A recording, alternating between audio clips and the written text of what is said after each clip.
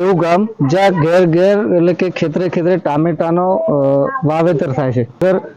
રતનપુર ગામમાં ટામેટાની લગતી એવી પ્રકારની જમીન છે કે સારો ભાવ મળે છે, સારું ઉત્પાદન મળે. એનું મેઇન રીઝન શું છે એ આપણે બીજા એક નવા ખેડૂત સાથે મળીશું ને એમના જોડે વાત કરીશું. ખાસ કરીને વાત કરીએ ટામેટાની ખેતી એટલે જે રોજિંદા ખેતી છે એના કરતાં કેવી ખેતી કહેવાય, અને માનો કે 1 વીઘામાં વાવીએ છીએ કેટલા રોપા જોઈએ અને કેવું ઉત્પાદન મળે? અરે 2000 ડોકા લાવ્યો તો 2000 ડોકા એટલે 1 ડોકાનો અંદાજે કેટલો ભાવ છે? ₹1.5. બીજું કહેવાય કે 1 વીઘાની અંદર ટોટલ ઉત્પાદન કહેવાય પહેલેથી લઈને છેલ્લે સુધી કેટલું મળે એમ વાત કરીએ તો? એમાં તો તમે ચેવડી કરો થાય અંદાજે વાત કરીએ તો અમારામાં તો આ હોમણ તો બધું છે 100 મણ એટલે અંદાજે ₹50 ભાવ હશે. અત્યારે પેલા તો ₹50 ₹4 અત્યારે 7 થી 8 રૂપિયા છે. બરાબર. કહેવાનો મતલબ કે રનિંગમાં 15-20 રૂપિયાનો ભાવ રનિંગ રહે. બીજું કહેવાય કે આપણે માનો 50 થી વધારે ભાવ લેવો છે. અમુક ટાઈમે માર્કેટમાં એવું છે કે 50 હોય, 60, 70, 80, 100 સુધી પણ હોય છે. તો એ ટામેટાનું વાવેતર ખાસ કયા ટાઈમે કરવું જોઈએ? જેઠ મહિનામાં એનું વાવેતર કરવાનું, તો પછી ઉત્પાદન ક્યારે ચાલુ થાય?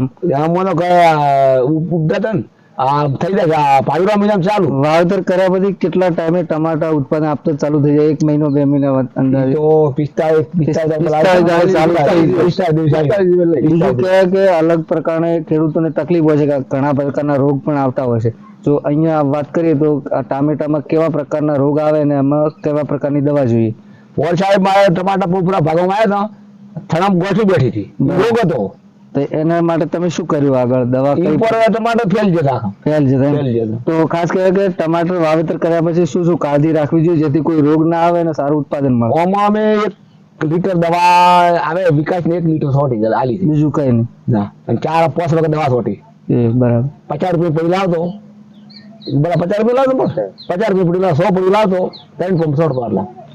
તો આપણે જોયું પણ ખાસ કે જે વાત કરી રતનપુર ગામ, આપણે એક બીજા ખેડૂતને મળ્યા છે જે કહેવાય કે 1 વીઘાની અંદર તમે 2000 ડોકાની જરૂરિયાત પડે, ₹1-2 નર્સરીમાંથી તૈયાર રોપો મળે. જે આપણે અત્યારે જે ફિલ્ડ જોઈ રહ્યા છે એ છે અંસલ કરીને જે કંપનીનું બિયારણ છે રોપા, અને ખાસ એમાં કહેવાય કે સારી ટ્રીટમેન્ટ હોય અને કોઈ પ્રકારના રોગ પણ આવતા હોય છે. અમુક ટાઈમે પાક નિષ્ફળ પણ જતો હોય છે અને સામે સારું હોય તો કહેવાય વીઘામાંથી 2-3 છે.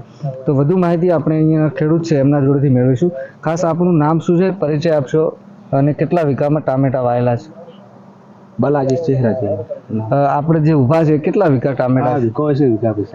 બીજું કહેવાય કે મેં એમ કીધું જેમ કે ટામેટા તરીકે ગામ રતનપુર પ્રખ્યાત છે, તો એનું જે ટામેટાની લાયક જમીન છે કે એમાંથી સારું ઉત્પાદન મળે છે, એનું મેઇન રીઝન શું? ટમાટા સારો કહેવાય કે વીઘામાં અંદાજે કેટલા ટામેટા ઉતાર આપે? વાત કરીએ આમ તો હાલ સારું વાવેતર હોય ને, ભાવ વાળા તો 2 લાખ 3 લાખ ના થઈ જાય. જે આપણે અત્યારે ઉભા છે એમાં અંદાજે વીઘામાં કેટલા છોડની જરૂર પડે? વાત કરીએ ટામેટાની, વીઘામાં 3000 રૂપિયાની જરૂર 3000 પડે. બીજું કહેવાય કે એક છોડનો અંદાજે કેટલો ભાવ હોય? વાત કરીએ એક છોડના તો અમે લેવા જાય ને તો ₹2 ડોકો આવે. ₹2 પડે. બીજું કે અત્યારે આપણે જે ઉભા એમાં અંદાજે કેટલા ટામેટા ઉતાર લીધો હશે ને શું ભાવ વેચ્યા હશે અંદાજે? વાત પહેલા તો ભાવ વેચ્યા સાહેબ ₹4 જ્યાં ₹50 કિલો જે પેલા, અત્યારે હવે ભાવ દબાઈ ગયા છે. પણ ₹5 અંદાજે વીઘામાંથી 2-3 લાખના થઈ જાય. 2-3 લાખના થઈ જાય. બીજું કે આમાં કોઈ પ્રકારનો રોગ આવે છે ખરો? ટામેટા આવે છે સાહેબ. કેવા પ્રકારનો ખાસ કરીને રોગ? એમાં પેલો ઉકારો આવી જાય. સુકારો ઉકારો નહીં આવતો એમાં સુકારામાં કેવી પ્રકારની દવાની જોઈએ? દવા તો પેલો એન્ટોકોલ અને પેલી ને કેબીસીની. બરાબર. બીજું કહેવાય કે વાવેતર કર્યા પછી આમાં જે બિયારણ છે, જે ખાસ ખેડૂતને તકલીફ, કેવા પ્રકારનું બિયારણ છે, એનું કઈ કંપનીનું સીડ છે? તો વાત કરીએ તો કયું છે આ બિયારણ? તો 1143 લાવીએ. બરાબર. 1157 લાવીએ, પછી જયનું લાવીએ. એટલે સીડ્સ આવે કે રોપા આવે? વાત કરીએ પેલા નહીં, પેલા નર્સરીમાંથી રોપા આવે. આ જે છે કયા પ્રકાર છે? બીડ સીડની વાત કરીએ તો રોપા કઈ કંપનીનું છે? આર્યું છે પેલા, મને યાદ નહીં રહ્યું. ખાસ કરીને કહેવાય કે આમ તો ઉત્તર ગુજરાતમાં બહુ ફેમસ છે અંસળ હોય એવા પ્રકાર. અંસળનું છે, અંસળ છે જે ઉત્તર ગુજરાતમાં કીધું રતનપુરા, એટલે ખાસ કે 1 વીઘામાંથી 2 થી 3 લાખની તમે આવક મેળવી શકો છો. ઓછા ખર્ચે વધુ ઉત્પાદન મેળવે છે, એટલા માટે એના ખેડૂતો ટામેટાની ખેતી વધારે પસંદ કરતા હોય.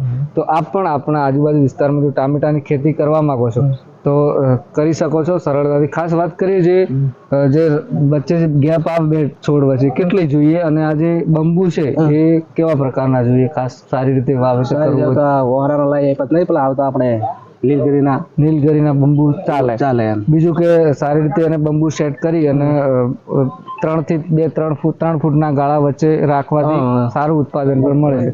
તો આપ પણ આપણા વિસ્તારમાં સારી ખેતી કરી શકો છો અને સારું ઉત્પાદન મેળવી શકો છો. ફરી મળીશું નવા વિડીયો સાથે. જય હિન્દ, જય ભારત, જય જય ગૃહ.